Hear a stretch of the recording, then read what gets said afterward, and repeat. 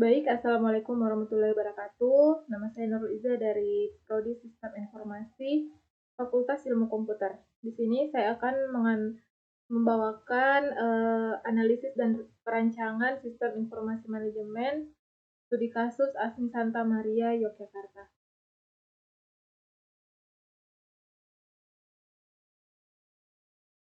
Langsung saja, saya akan membawakan latar belakang terlebih dahulu. Dari waktu ke waktu, keberadaan aset barang di ASMI Santa Maria mengalami perubahan atau pertambahan dan pengurangan. Sejauh ini, aset barang tersebut dikelola secara manual menggunakan perangkat lunak Mr. Excel dalam bentuk daftar inventaris aset.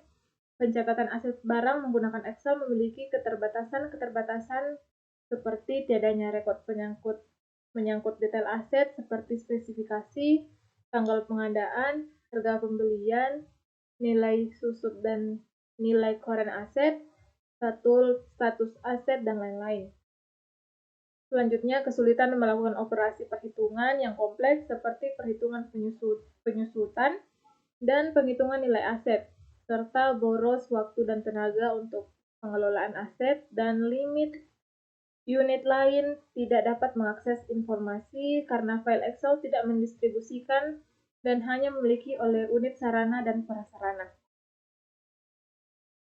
Lembaga menyadari bahwa upaya inventarisasi barang secara manual sangatlah tidak efisien karena memerlukan tenaga dan waktu yang tidak sedikit.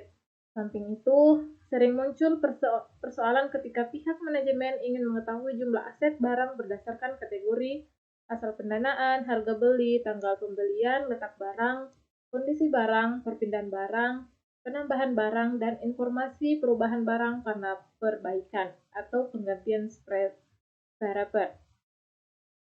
Sebenarnya, persoalan menyangkut pengelolaan aset sebagaimana dijelaskan di atas tidak akan terjadi apabila didukung oleh suatu sistem pengelolaan aset yang berintegrasi dan terstruktur.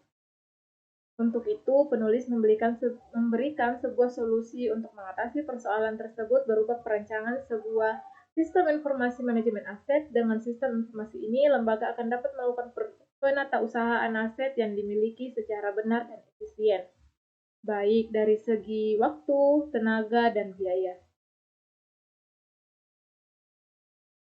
Selanjutnya, batasan masalah. Batasan masalah dalam penelitian ini adalah perancangan sistem informasi manajemen aset TIC berbasis web yang dapat digunakan untuk mengelola aset TIC di ASMI Santa Maria, yang termasuk aset TIC meliputi perangkat keras atau hardware yang terdiri dari peralatan komputer yang peripheral dan peralatan pendukung jaringan dan komunikasi serta perangkat lunak atau software. Perancangan dan desain model sistem informasi menggunakan pendekatan berorientasi objek OOA. Selanjutnya, manfaat penelitian ini diharapkan dapat memberikan manfaat sebagai berikut. Yang pertama, bagi ASMI Santa Maria, hasil penelitian ini dapat digunakan sebagai acuan bagi ASMI Santa Maria untuk pengambilan keputusan untuk penyempurnaan sistem manajemen aset yang telah ada, yaitu sistem manajemen aset secara manual menjadi sistem informasi manajemen berbasis komputer. Yang kedua, bagi pengembang sistem, hasil evaluasi terhadap sistem dapat digunakan sebagai bahan masukan untuk membangun sistem informasi manajemen ASIS berbasis komputer. Dan yang ketiga, bagi lembaga sejenis, kebutuhan organisasi atau lembaga akan sistem informasi sangat bervariasi, tergantung pada tingkat kompleksitas lembaga atau organisasi bersangkutan. Oleh karena itu, hasil penelitian ini dapat memberikan gambaran dan acuan bagi lembaga sejenis yang bergerak di bidang layanan pendidikan untuk pengembangan sistem informasi manajemen aset. Selanjutnya, kita masuk ke penelitian terdahulu. Goyal 2007 melakukan penelitian dan implementasi sistem informasi manajemen aset pada Technical Store of NetGrid di CGO Complex, New Delhi. Penelitian dan pengembangan Enterprise Asset Management System bertujuan untuk mengembangkan sistem pemesanan peralatan IT seperti hard drive, printer, laptop, scanner, dan semacamnya oleh unit-unit kerja yang membutuhkan kepada Departemen TI. Sebelumnya, sistem pemesanan masih dilakukan secara manual, yaitu dengan pengisian formulir pemesanan barang atau paper-based, dan kemudian dikirimkan kepada bagian TI. Masalah yang dihadapi adalah sistem manual tersebut sangat tidak efisien dari segi waktu dan sumber daya manusia.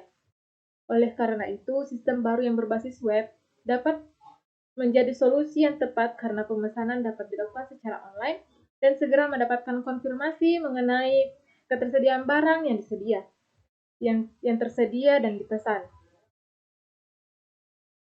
Selanjutnya, berdasarkan pemasaran di atas, HTPCL mengembangkan Asset Management System atau AMS yang dapat diintegrasi dengan General Ledger System yang sudah ada dan memiliki kemampuan sebagai berikut. Yang pertama, semua aset perusahaan harus disimpan hanya dalam sebuah sistem manajemen aset.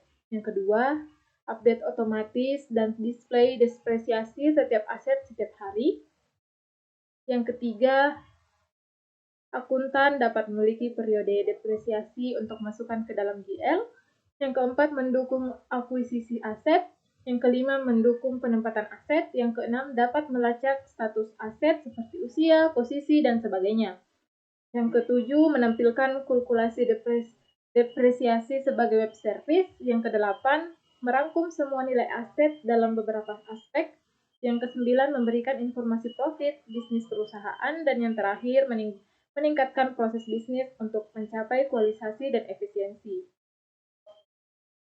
Selanjutnya, saya akan bahas landasan teori.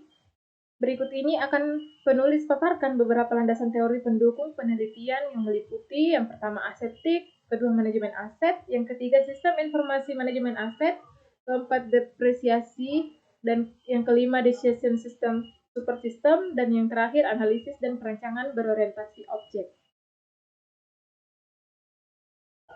Selanjutnya asetik. Asetik adalah segala sesuatu baik tangible maupun intangible yang memiliki nilai ekonomis dan masa ekonomis untuk mendukung organisasi atau perusahaan dalam memberikan layanan atau servis. Dalam konteks teknologi informasi, secara spesifik menyebutkan aset TI dapat berbentuk base machines, installed components, peripherals, operating system, license software, phones, dan PBXS. Base machines sendiri dapat mencakup peralatan router, desktop komputer, server, dan semua sistem mesin yang berbasis komputer. Dalam State Administrative Manual, peralatan TI atau IT device mendefinisikan sebagai peralatan atau piranti yang digunakan untuk pemrosesan data secara elektronik. Beberapa contoh dari peralatan IT TI adalah mainframes, mini komputer, mid-range komputer, mini komputer, dan personal komputer. Piranti komputer yang digunakan untuk transmisi data seperti modems, datasets, multiplexer, kontemperator, router, switches, local area network, private branch exchange, network control equipment, dan atau mikro unit peripheral, input-output baik yang bersifat offline maupun online.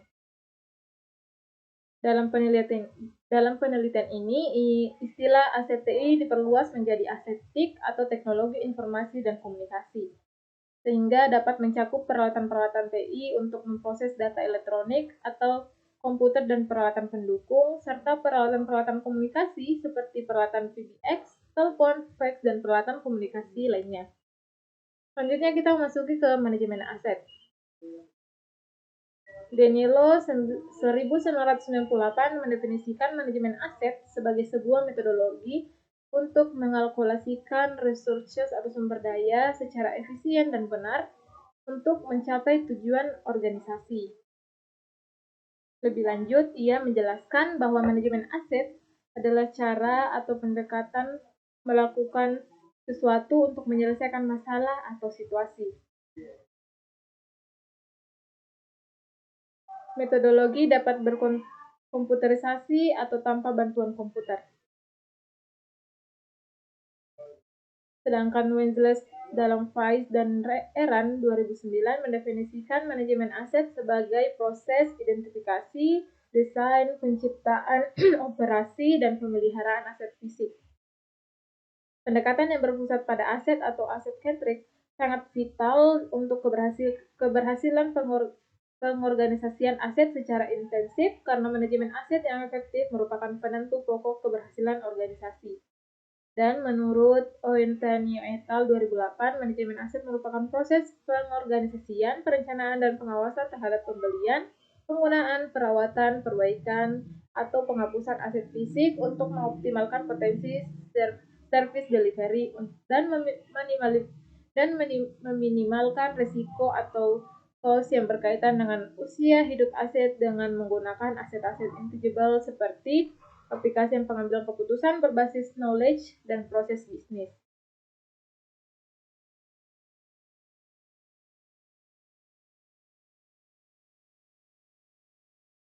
Selanjutnya, kita akan masuki analisis dan desain berorientasi objek. Analisis dan desain berorientasi objek adalah pendekatan rekayasa perangkat lunak yang memodelkan sebuah sistem sebagai sekelompok objek yang saling berinteraksi. Setiap objek mempresentasikan beberapa entitas dalam sistem yang sedang dimodelkan dan ditandai dengan kelas, stage, serta perilaku. Kelas tersebut objek orientasi analisis dan desain atau OOD menerapkan teknik pemodelan objek untuk menganalisa kebutuhan fungsional sistem. Dengan menggunakan OOD, maka dalam melakukan pemecahan suatu masalah, kita tidak melihat bagaimana cara menyelesaikan suatu masalah tersebut, tetapi objek-objek apa yang dapat melakukan pemecahan masalah tersebut. Sebagai contoh, anggap kita memiliki sebuah apartemen yang memiliki manajer, sekretaris, petugas administrasi data, dan lainnya. Jika manajer tersebut ingin memperoleh data dari bagian administrasi, maka manajer tersebut tidak harus mengambilnya langsung, tetapi dapat menyuruh petugas bagian administrasi untuk mengambilnya. Loudon-Kenneth 2007 mengemukakan bahwa OOD digunakan untuk mengatasi persoalan yang terjadi pada metode pengembangan perangkat lunak berstruktur, yang berguna untuk pemodelan proses tetapi tidak dapat mengenangani pemodelan data dengan baik. Metode terstruktur memperlakukan data dan proses sebagai entitas yang terpisah secara logika. Kemudian dalam dunia nyata, pemisahan seperti itu tidak bersifat alami. Selanjutnya kita masuki tahapan perancangan dan desain. Pendekatan yang digunakan dalam penelitian ini adalah analisis dan desain berorientasi objek. Tahapan perancangan dan desain sistematik adalah sebagai berikut. Yang pertama, pemetaan aktor atau user system yang fungsional yang digunakan oleh aktor dalam bentuk use case diagram. Yang kedua, pembuatan sequence diagram untuk menunjukkan kolaborasi antar objek. Yang ketiga, pembuatan relasi antar entitas dalam sistem. Dan yang terakhir, perancangan antar muka sistem. Selanjutnya kita masuki hasil dan pembahasan. Yang pertama, use case diagram sistematik. Berdasarkan hasil diskusi dengan pihak yang berkepentingan, sistem yang akan dikembangkan adalah sistem informasi manajemen aset yang berintegrasi yang digunakan untuk pengelolaan informasi asetik, mulai dari registrasi aset sampai pelaporan aset. Nah, di gambar 2 memperlihatkan proses manajemen informasi manajemen aset melibatkan 4 aktor dan 12 use case. Yang pertama, administrator, fungsinya mengelola referensi. Sedangkan operator berguna untuk registrasi aset dan juga melihat aset. Sedangkan kepala supras yaitu menempatkan aset, memindahkan aset, menghitung depresiasi, lihat nilai aset, penghapusan aset, dan membuat laporan aset serta get rekomendasi strategi dan melihat aset. Sedangkan direktur hanya dapat melihat aset. Selanjutnya, sequence diagram sistematik. Dalam perencanaan simatik dihasilkan 16 sequence diagram. Nah, di gambar 3 menunjukkan sequence diagram registrasi aset yang dilakukan oleh user operator. Selanjutnya, IRD simatik. Dalam perencanaan simatik terdapat 8 estimat yang saling relasi satu dengan yang lainnya seperti tampak pada infinity relationship diagram pada gambar 4.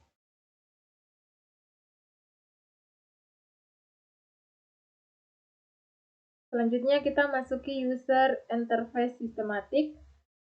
Proses manajemen dalam sistem diawali dengan pengelolaan referensi oleh administrator yang meliputi pengelolaan user, vendor, referensi ruang, referensi kategori aset, serta referensi software. Selanjutnya, aset yang diterima diregistrasi oleh operator. Registrasi aset meliputi pencatatan data detail aset dan data pembelian. Aset-aset yang telah diregistrasi selanjutnya dicatat penempatannya oleh Kepala Sarana dan Prasarana atau Sarpras. Dengan menentukan aset yang telah ditempatkan dan menentukan pilihan ruang yang tersedia, apabila terjadi pemindahan aset dari suatu ruang ke ruang lainnya. Kepala Sarpras mencari data aset yang telah ditempatkan untuk kemudian melakukan proses update dari ruang lama ke ruang baru. Penghitungan nilai penyusutan atau depresiasi merupakan salah satu fitur penting dalam sistem ini. Berdasarkan data pembelian, user atau kepala Sarpras dapat melakukan perhitungan depresiasi setiap aset dengan menginput data harga pembelian atau perkiraan harga sekarang yang telah disesuaikan. Tanggal mulai perhitungan, besarnya nilai depresiasi tahunan, perkiraan usia manfaat aset, sistem akan melakukan penghitungan depresiasi dan menghasilkan nilai aset sekarang untuk setiap aset maupun keseluruhan aset.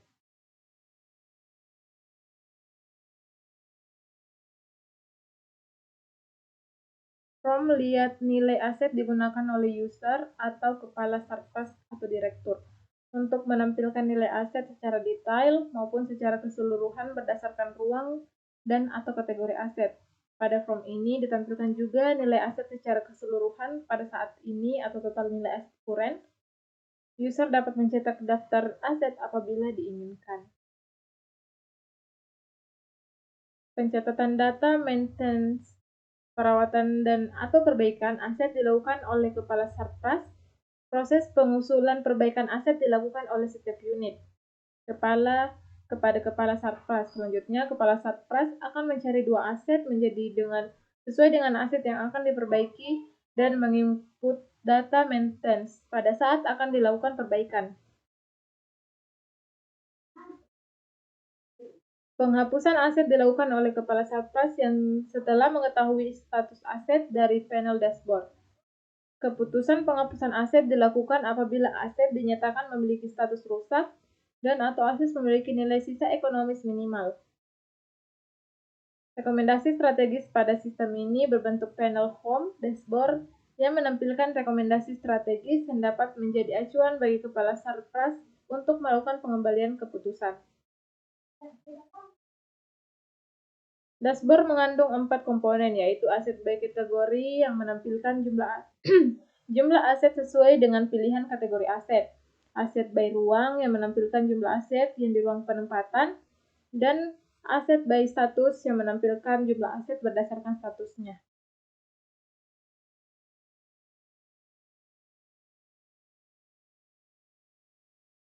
Aset tracking atau lihat aset merupakan form yang menampilkan data aset berdasarkan ruang penempatan, kategori aset, dan status aset. Form ini digunakan oleh user operator, kepala Sarpras, direktur, dan pengguna lain yang diberi hak akses. Untuk melihat daftar aset, user dapat menentukan pilihan tampilan data berdasarkan pilihan-pilihan yang tersedia. Tombol tampilan akan menampilkan daftar aset yang dimaksud. Form laporan digunakan oleh user atau kepala Sarpras untuk mencetak laporan aset sesuai dengan pilihan ruang, kategori aset, dan status aset. Form ini juga menyediakan tombol preview untuk menampilkan preview laporan dan tombol cetak untuk pencetakan laporan.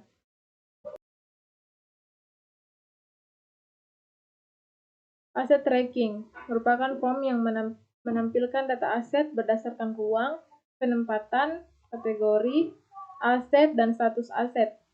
Form ini dapat digunakan oleh user, operator, kepala sarpas, direktur, dan pengguna lain yang diberi hak akses. Untuk melihat daftar aset, user dapat menentukan pilihan tampilan data berdasarkan pilihan-pilihan yang tersedia. Tombol tampilan akan menampilkan daftar aset yang dimaksud. Form laporan digunakan oleh user atau kepala sarpras untuk mencetak laporan aset sesuai dengan pilihan ruang, kategori aset, dan status aset.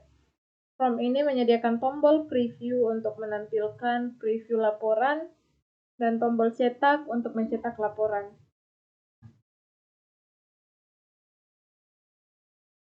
Secara keseluruhan, modul-modul di atas ditampilkan dalam format hyperlink pada halaman utama homepage seperti tampak di gambar.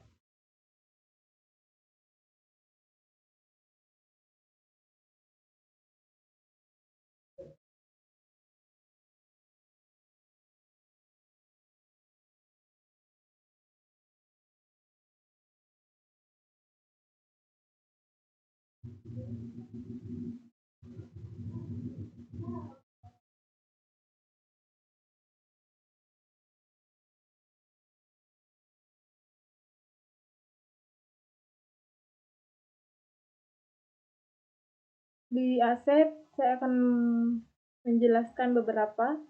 Yang pertama ada keyboard, mouse, HD, RAM, prosesor, mainboard, deskripsi, nama aset, merek, model, seri, tanggal beli, harga beli, tanggal lahir, generasi, dan ID aset.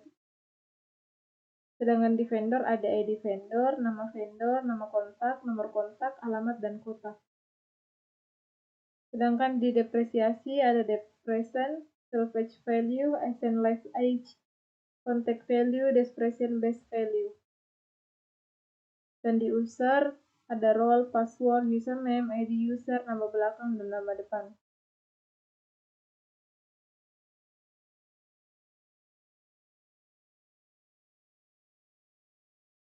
Baik, kesimpulan yang dapat ditarik adalah perancangan sistem informasi manajemen aset teknologi informasi dan komunikasi telah berhasil dilakukan dengan pendekatan berorientasi objek atau OOA. Perancangan sistem dengan pendekatan berorientasi objek OOA dapat mendekatkan hubungan antar perangkat lunak yang dirancang dengan lingkungan penggunanya serta membantu dalam menentukan fungsionalitas sistem sesuai dengan kebutuhan penggunanya. Dengan fungsionalitas menghitung depresiasi aset, aset dapat diprediksi masa ekonomisnya dengan adanya fungsionalitas pemindahan aset atau pengetesan status fisik aset diperoleh masa layanan aset. Dari fungsionalitas ini aset dapat dihitung bermanfaatnya bagi institusi dengan menghitung perbandingan masa layanan dengan masa ekonomis. Terakhir, saran yang dapat dipertimbangkan adalah karena aplikasi ini dirancang memberikan output berupa nilai aset atau real-time asset value, maka pada saat tahap implementasinya dapat diintegrasi dengan sistem informasi keuangan lembaga atau general ledger. Dan yang terakhir, sistem informasi manajemen aset TIC ini dapat dikembangkan untuk pengelolaan aset-aset lain di luar TIC.